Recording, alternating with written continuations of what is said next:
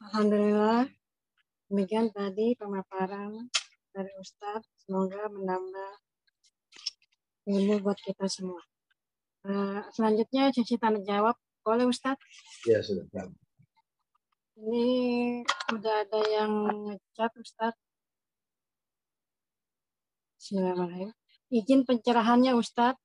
Ingin bagaimana menyemangati ibu-ibu yang sudah masuk lansia, di mana mereka merasa sedih ketika menyadari mereka sholat sambil duduk.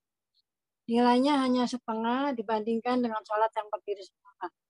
Ingin menyemangati mereka agar mereka tetap semangat dalam sholat wajib maupun sunnah. Iya, ya pertama pentingnya bagi orang iman ini ya, karena di akhir zaman ini ya hampir semua manusia ya masa tuanya bermasalah dengan dengkul ya. 2003 saya ke Makkah itu ya nyaris nggak kelihatan itu kursi-kursi lipat gitu ya. Terus sekarang kalau ibu ke Makkah atau ke Madinah, di mana-mana ada kursi lipat. Ya. Kursi lipat itu banyaknya udah kayak mushaf aja. Ya. Di sudut mana aja ada kursi lipat. Menunjukkan ternyata menjadi tren ya, menjadi tren. Ya. Masyarakat dunia saat ini kalau sudah lanjut usia bermasalah dengan lutut. Ya. Maka kepada yang masih sehat, hendaklah sering-sering merawat lutut buatan Allah ini. Ya, ya apa saja kalau nggak dirawat memang cepat rusaknya. Ya. Dulu punya kompor nggak dirawat pakai aja terus, lama mampet. Apa aja kalau nggak dirawat, ya panci nggak dirawat pakai lagi, berbulu ya. Jadi perawatan itu sudah menjadi sunnatullah dalam kehidupan. Ya. Ya merawat pertulangan ini katanya ya satu olahraga. Ya, dua ya konsumsi hal-hal yang bermanfaat buat tulang. Ya. Salah satunya kolang-kaling ya. Kaling itu insya Allah kalau banyak dikonsumsi yang penting jangan pakai gula ya. Buat tawar aja ya. Gak enak dong rasanya ya. Ini bukan mau enak-enakan, mau perawatan supaya nanti kalau usianya udah 70, 80 ya sholatnya tetap ya, berdiri tegap, tepuk masih enak ya. Dan lebih murah ya. Ada tetangga yang ketika tulangnya bermasalah ya dibawa ke dokter normal lagi setelah habis 75 juta. Nggak semua orang punya uang. Suntik ini, suntik itu, normal lagi. Ya, walaupun kalau nggak dirawat, ya cepat lagi. Kalau usia, ya, usia tua itu Allah katakan di surat Al-Rum, usia pelemahan. Ya. Usia di mana manusia balik lagi ke masa kecilnya.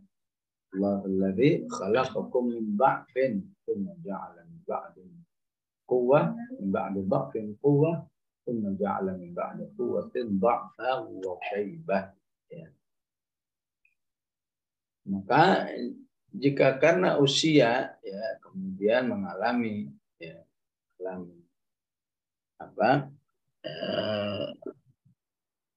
keluhan di lututnya sehingga nggak bisa sholat berdiri, maka beda dengan orang yang memang nggak mau ya, sholat berdiri. Ya.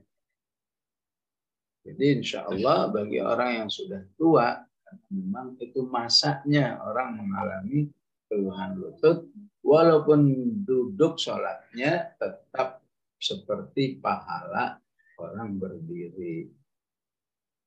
Yang pahala setengah itu ya nggak ada masalah. Ya. Masalahnya cuma malas, ya. masalah cuma nggak semangat, daripada nggak sholat aja deh. Ya. Lumayan dapat setengah. Tapi kalau karena sudah masalah, tidak masuk kategori hitungan itu. Jadi Allah ini maha pengasih, maha penyayang, tahu siapa yang cuma karena malas dan siapa yang tahu dan siapa yang bukan malas tapi karena memang sudah uzur. Ya. Ya, walaupun tadi usahakan mengkiati ya, supaya tidak terlalu terjadi banyak uzur. Kalau sholat wajib, kalau yang malas malah nggak sah. Ya. Saya sebetulnya siap kok sholat berdiri, teman malas saya kalau berdiri, saya mau duduk aja. Kalau itu sholat wajib malah nggak sah. Qiyam itu menjadi rukun sholat. Bagi yang uzur tetap sah. Ya. Jadi sholat wajib bagi yang uzur walaupun duduk tetap sah. Ya. Karena tetap sah ketika dilakukan di yang sunnah, pahalanya tetap utuh. Jadi jangan khawatir. Jadi harus benar di dalam pemahaman fikihnya. Antara yang uzur dan antara yang nggak mau. Saya sebetulnya kuat sholat berdiri, cuma nggak mau saya. Daripada nggak sholat, ya udah saya sholat berdiri aja, duduk aja, maka insya Allah Allah punya penilaian tersendiri. Kamu sebetulnya siap, kuat untuk berdiri tapi nggak berdiri. Ya, maka ya Allah beri pahala setengahnya. Ya. Permasalahan, ya, maka ini juga keimanan seperti ini penting ya. Mungkin saja bagi orang yang lagi males, lagi nggak siap, ya. Ada saya daripada saya tidak sholat, mendingan saya sholat walaupun duduk. Ya. Tapi hadis mendapat setengah pahala itu bisa jadi membuat nazir bagi dirinya, peringatan. Ya.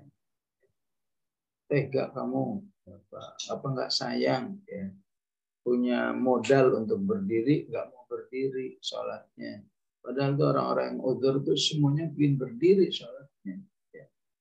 Ya, maka bisa jadi orang keluar adrenalinnya. Ya, saya harus berusaha berdiri. Sebetulnya saya malas misalnya. Ya. Ya, itu pentingnya juga memahami hadis. Ya. Sholatul qa'idi nisful ajri min salatil qa'imi. Ya. Salatnya orang yang duduk setengah pahalanya daripada yang salat berdiri. Baik, Allah. Ada lagi yang mau bertanya?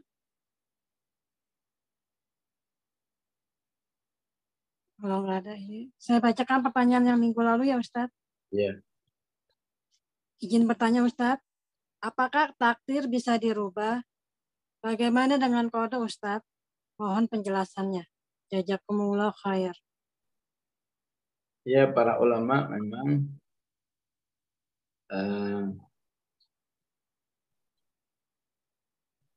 mengatakan qada itu catatan-catatan Allah tentang kehidupan manusia yang belum terrealisasi.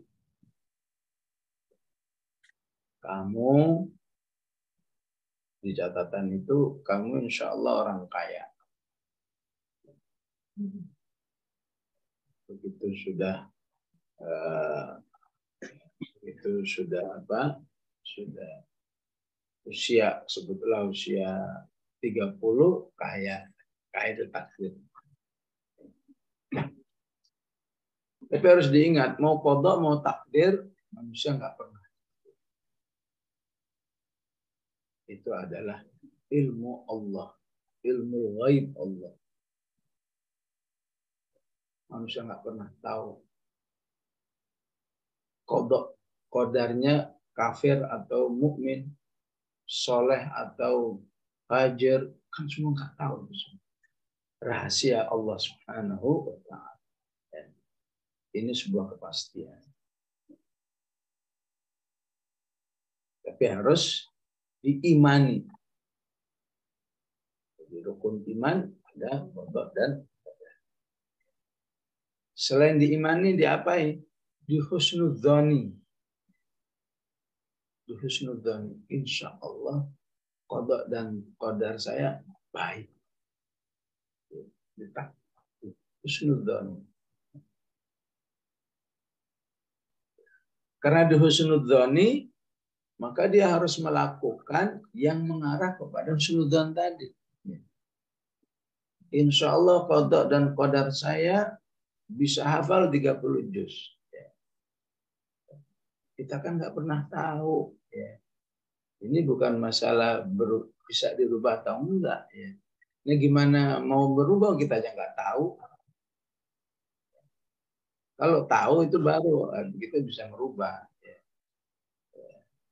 Tahu misalnya di kelurahan, di catatan kelurahan, rumahmu akan digusur misalnya. Karena tahu, bikin pendekatan gimana supaya digusur. Misalnya qada dan qadar kita nggak tahu husnudzan. Dan husnudzan, kalau husnudzan berarti optimis, ya. Husnudzan dan optimis itu sudah bisa menjadikan Allah itu mengikuti husnudzan dan optimis manusia itu. Ya. Ana inda dhanni abdi bi. Ini akan mengikuti rasa optimis hamba. Ya. Kalau kamu optimis, insya Allah saya hafal nih. Juz 30. Insya Allah Allah takdirkan kamu hafal juz 30. Insya Allah saya hafal 30 juz. Pokoknya saya sebelum meninggalkan dunia ini, insya Allah saya bisa hafal 30 juz. Ditolong oleh Allah 30 juz. Sampai meninggal dunia 15 juz. Di sisi Allah udah dicatat 30 juz. Jadi nggak ada gagalnya orang yang berhusnudzon dan beroptimis, istilah fikihnya apa? Tafaul, ya. Apalagi pakai doa. Wah, itu semakin cara yang paling disenangi oleh Allah menyikapi qada dan qadar. Jadi justru karena itu rahasia Allah, ya, manfaatkan dengan baik.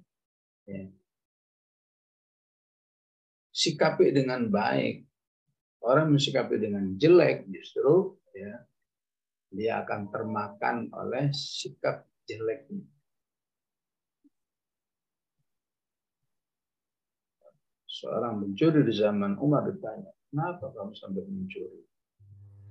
Ya ini udah takdirnya begini. Saya itu udah dicatat memang, ya, takdirnya mencuri. Ya udah bentar lagi tanganmu saya potong karena takdir tanganmu juga akan dipotong.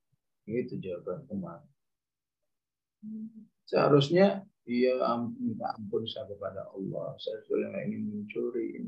Beda, ya. Ya, tapi karena dengan sombongnya gitu, kenapa mencuri? Ya memang takdirnya mencuri. Ya. Maka hati-hati, ya, sedikit-sedikit atas nama takdir. Memang begini takdirnya, takdir. Optimis aja, ya. Ini kenyataannya saya begini, iya kenyataan begini. Tetap husnudzon, optimis, ya. Sehingga para ulama mengatakan bukti keimanan itu semakin baik ketika sebuah takdir yang orang semua menganggap itu jelek, menganggap itu kekurangan, tapi bagi hamba Allah ini enggak, ini yang terbaik dari Allah. Wa ayyuba idnada rabbahu an massani yadurru wa anta arhamur rahim. Takdirnya penyakitan, tapi dia anggap ini adalah karunia dari Allah. Oleh karena itu dia sebut Allah itu Arhamur Rahim. Allah itu sangat penyayang. Siapa yang bisa menyebut segala yang pahit itu tetap itu satu karunia dari Allah, itulah keimanan dengan takdir yang sangat baik dalam kehidupan manusia. Sehingga walaupun itu memang aslinya pahit, ya, cepat atau lambat Allah merubah menjadi kondisi yang manis bagi kehidupan manusia. Begitu yang diinginkan oleh Allah, ya, bagaimana memahami qada dan qadar. Ya, jangan dipahami dengan sok tahu. Sok tahu, memang orang saya ini. Ya. Orang yang mengatakan seperti itu, berarti dia seperti protes kepada Allah. Ya, ya salahnya sendiri, ngapain saya ditakdirkan musyrik katanya. Walau sya'allahumma asyraku katanya. Kalau Allah mau kan saya bisa jadi orang beriman. Saya ini karena udah ditakdirkan oleh Allah jadi musyrik, ya musyrik. Ini sama saja nyalain Allah. Dzalika fa'ala alladziina min qablihim fadzaqu ba'sana. Ya, kalau itu dari saya, takdir dari saya, kamu musyrik, takdir ya. Apa masuk akal saya yang nyuruh, saya yang menakdirkan, kemudian saya siksa manusia itu. Ibarat tuan rumah nyuruh pembantunya, tolong ini sapu semua ya. Kenapa disapu? Ya, takdirnya memang kata majikan saya sapu. Setelah itu saya majikannya disanksi, kasih sanksi. Kenapa? Kenapa kamu sapu ini lantai? Manusia aja nggak mungkin begitu. Apalagi dengan Allah. Ditakdirkan itu berarti dibiarkan orang syirik, dibiarkan orang bermaksiat. Ya. Seakan-akan itu maunya Allah, tapi setelah itu Allah siksa. Itu nggak mungkin bagi Allah Subhanahu wa Ta'ala. Karena itu memahami takdir juga yang jelek dari dirimu, yang baik dari Allah. Ma asabaka min hasanatin fa min Allah, wa ma asabaka min sayyi'atin fa min nafsik. Ya. Karena kamu itu diciptakan oleh Allah untuk selalu berada dalam keadaan yang baik. Tapi buktinya ya dia itu potensinya memang orang jelek ya. Maka Allah bikin apa? Kegiatan dakwah. Ya, sebutlah kenapa kita beriman takdir. Apa yang tadi dibalik takdir? Orang tua kita ya, memang sudah beriman sejak dulu. Kakek nenek kita memang sudah beriman. Jadi lebih gampang. Ya. Tapi buktinya masih bisa ada yang murtad. Bagaimana dengan orang-orang yang orang tuanya kafir? Ya. Berarti potensi untuk kafirnya lebih kuat. Ya. Bukankah itu takdir? Ya. Tapi Allah sudah sediakan pentingnya orang tua itu berdakwah, ngajak-ngajak. Ya. Jadi walaupun dia itu orang tuanya kafir, tapi dia tahu tentang keislaman. Apalagi ada medsos, ada gampang sekali mengakses ya, apa itu Islam, ya, sehingga tidak sedikit yang kemudian karena dakwah ya, akhirnya masuk Islam. Baik Ibu, mohon maaf mungkin bisa kan depan insya Allah ya, kita bisa ada pertanyaan. Saya akhiri Bismillahirrahmanirrahim. Alhamdulillahirabbil alamin. Allahumma shalli wa sallim ala sayyidina Muhammad wa ala alihi sayyidina Muhammad. ربنا لا تؤاخذنا إن نسينا أو أخطأنا ولا تحمل علينا إصرا كما حملته على الذين من قبلنا ربنا ولا تحملنا ما لا طاقة لنا به واعف عنا واغفر لنا وارحمنا أنت مولانا فانصرنا على القوم الكافرين ربنا لا تزغ قلوبنا بعد إذ هديتنا وهب لنا من رحمة إنك أنت الوهاب اللهم آت نفوسنا تقواها وزكها أنت خير من زكاها أنت وليها مولاها اللهم ارحمنا بالقرآن واجعله لنا إماما ونورا وهدى ورحمة اللهم ذكرنا منه ما نسينا وعلمنا منه ما جهلنا وارزقنا تلاوته ana al-laili wa ana al-nahar birahmatika ya amin. Sallallahu ala sayyidina Muhammad wa ala alihi wa sahbihi wa sallam. Walhamdulillahi rabbil alamin. Assalamualaikum warahmatullahi wabarakatuh.